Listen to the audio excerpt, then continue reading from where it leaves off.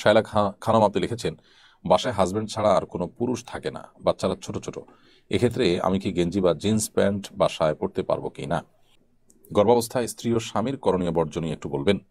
আমার স্বামী নামাজ পড়ে, তবে ইসলাম সম্পর্কে বিশদ কোনো ধারণা নেই। তার হেদায়েতের দোয়া করবেন। আমাদের অনাগত সন্তানের জন্য দোয়া করবেন। শামসুদ্দোহা সাজু লিখেছেন, ইমামের পেছনে নামাজ আদায় করলে কি তাকবির দিতে হয়? ইমামের পেছনে যদি আপনি নামাজ আদায় করেন, তবু আপনি তাকবীর, নামাজের উঠা বসার যে তাকবীরগুলো, আল্লাহু আকবার, সামি আল্লাহু লিমান হামিদা যখন পড়বেন তখন রব্বানা ওয়া লাকাল হামদ, এগুলো আপনাকে পড়তে হবে। তাকবীর ইমামের সাথে সাথে মুক্তাদিকেও দিতে হবে। তবে রুকু থেকে উঠার সময় ইমাম সামি আল্লাহু লিমান হামিদা বলবে, তখন মুক্তাদি রব্বানা ওয়া লাকাল হামদ বলবে। কারণ নবী করিম সাল্লাল্লাহু আলাইহি ওয়াসাল্লাম বলেছেন, ইযা ক্বালা আল ইমাম সামি আল্লাহু লিমান হামিদা কুলু রব্বানা ওয়া লাকাল হামদ। ইমাম যখন সামি আল্লাহু লিমান হামিদা বলবে, তখন তোমরা রব্বানা লাকাল হামদ বলবে। দুহাজান খান আপনি এডি থেকে লিখেছেন, গর্ভাবস্থায় স্ত্রী ও স্বামীর করণীয় বর্জনীয় একটু বলবেন। আমার স্বামী নামাজ পড়ে, তবে ইসলাম সম্পর্কে বিশদ কোনো ধারণা নেই। তার হেদায়েতের দোয়া করবেন। আমাদের অনাগত সন্তানের জন্য দোয়া করবেন। অবশ্যই বোন, আল্লাহ রবুল আলমিন আপনার স্বামীকে হেদায়েত দান করুন, তাকে পরিপূর্ণ দিনের মতো আসার তৌফিক দান করুন। আল্লাহর অনুগত বান্দা হিসাবে আল্লাহ তারা তাকে কবুল করুন, আমরা দোয়া করি। সেই সাথে গর্ভাবস্থায় একজন নারীর জন্য স্পেশাল কোনো বিশেষ কোনো আমল করেন হাদিসে আছে বলে আমার জানা নেই।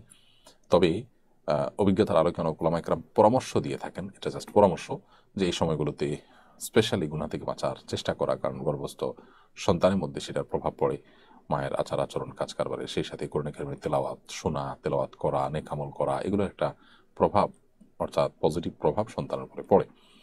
এবং এর পাশাপাশি মা তিনি যখন গর্ভস্থ সন্তান থাকে, তখন তার ওই অবস্থাতে বিশেষ করে আল্লাহ সুবহানাহু ওয়া তাআলা যেন তার গর্ভখালাসকে সহজ করেন, সন্তান যেন নেককার হয়, সেজন্য বেশি বেশি দোয়া করা তার সুফল বয়ে আনে। এগুলো নানা অভিজ্ঞতার আলোকে ওলামা ইকরাম দেওয়া পরামর্শ। স্পেশালি সুন্নাহ সম্মত কোনো আমল আলাদা করে সুন্নাহ হিসাবে, শরিয়ার অংশ হিসাবে আপনি করবেন, সেরকম কোনো বিশেষ আমল এই সময় আমার জানা মতে নেই। শায়লা খানম আপনি লিখেছেন, বাসায় হাজবেন্ড ছাড়া আর কোনো পুরুষ থাকে না, বাচ্চারা ছোট ছোট। এক্ষেত্রে আমি কি গেঞ্জি বা জিন্স প্যান্ট বাসায় পরতে পারবো কি না? বোন শায়লা খানম, যেহেতু আপনার স্বামী ছাড়া পুরুষ কেউ থাকে না, বাচ্চা অনেক ছোট, আপনি হাজব্যান্ড যদি ডিমান্ড করেন, তাহলে সেক্ষেত্রে তার ডিমান্ডকে পূরণ করার জন্য, অথবা আপনি নিজে থেকে সেদে জাস্ট আপনার সাজগোজের অংশ হিসেবে যদি সমস্ত পোশাক পরিধান করতে পারেন। তবে পশ্চিমা সংস্কৃতির প্রভাবে আমরা অনেকে প্রভাবিত, সেটাকে আমাদের সার্বিকভাবে ভালো লাগা কাজ করে, সেই জায়গা থেকে এটি পরা তো অবশ্যই উচিত হবে না। বাট এটি যেহেতু হারাম নয়, আপনি আপনার স্বামী সহ বাসা যখন একান্তে থাকবেন, তখন পোশাকের ক্ষেত্রে শরিয়ার বিশেষ কোনো বাইন্ডিংস যেহেতু নেই, অতএব সেই জায়গা থেকে এটা আপনি অবশ্যই পড়তে পারবেন।